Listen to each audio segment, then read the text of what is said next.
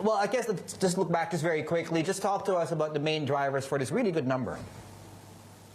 Yeah, no, thank you very much for having me on your show today. It has been a very strong financial performance for the company this last year. I think the operating assets have managed COVID and the various implications of that exceptionally well, had a good strong tailwind on the commodities market, produced some record earnings here, so up 150%, as you said, on NPAT, $1.60 in terms of earnings per share, and the board declared a fully franked dividend of 18 cents. That brings it total of 34 cents for the year.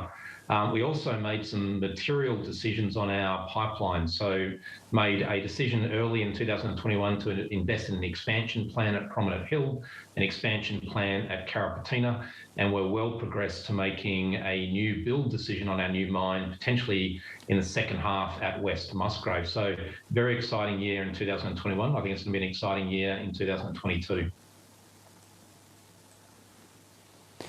Okay, well, yeah, I was going to get to the, what that decision and that criteria you're looking at to make that decision on that mine in Western Australia. But I guess before we get to that, can you just give us a sense of what you're seeing as far as demand for copper, especially at these prices? Are you still seeing robust demand? Is it starting to roll over? Give us a sense of what it's like from your view.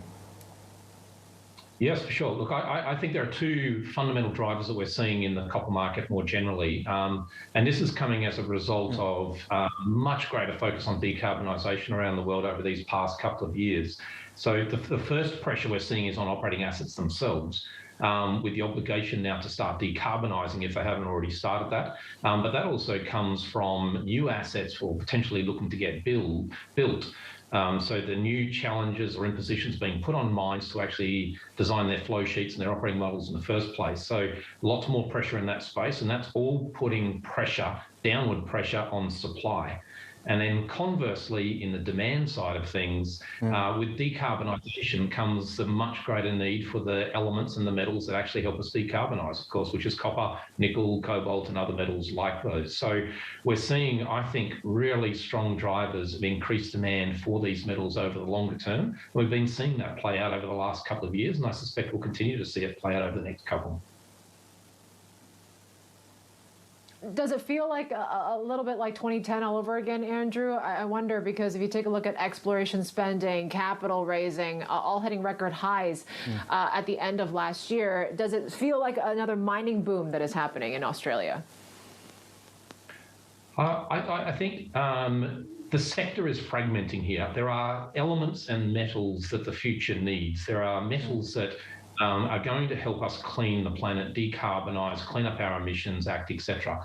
And then there are those elements and commodities that do not. So I do think we're seeing structural segregation of the sector overall.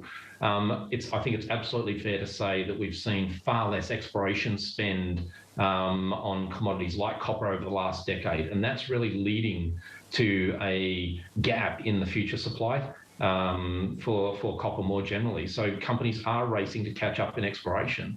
But one thing I think that is a little bit different to 10 years ago is the time it is now taking to design, permit, get approved new operating assets is going to be longer today than it was 10 years ago.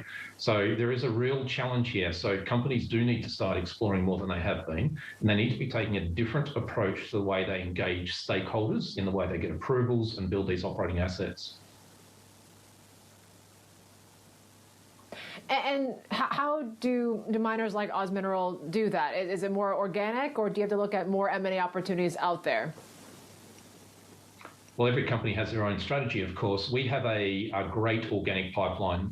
So we've got expansion plans at Prominent Hill, we've got expansion at Carrapateena, we've got a new mine that we're looking to make a financial investment decision at West Musgrave in the second half of this year at West Musgrave, and that's a copper nickel mine. So that's a very exciting project coming up for us. We've got some smaller, newer things going on in Brazil, and we're also actively looking at putting some earlier stage projects into our pipeline, such that after we've finished building West Musgrave, for example, assuming we get a positive financial investment decision, we've got new projects to go on to. So that's very much where we like to focus. Design projects so that they're optimised from the start, They are very low carbon operating assets, very resilient, lots of flexibility, lots of optionality. That's what we certainly focus on. So it's going to be an exciting few years as we continue to build out our pipeline. I think Oz Minerals is going to look like a very different company once these expansion projects and the new greenfield projects are built out than it does today. Andrew, and that soon to be reopened Western Australia border, I'm sure, is going to factor into that decision of yours in terms of that mine that you guys are talking about there. How close are you to making that decision? What else do you need to see? Well, we're completing our last round of study at the moment. So we've flagged to the market that we're looking to make a decision in the second half of this year, so the July to December period. Wrapping up many aspects of that study. We recently received EPA conditional approval for the project, which is great news. We've got a great relationship with the traditional owners of the land, and we're going through the process of helping them understand what this project looks like, and we're designing the project such that we can help create value for that stakeholder group, wrapping up various scopes of work.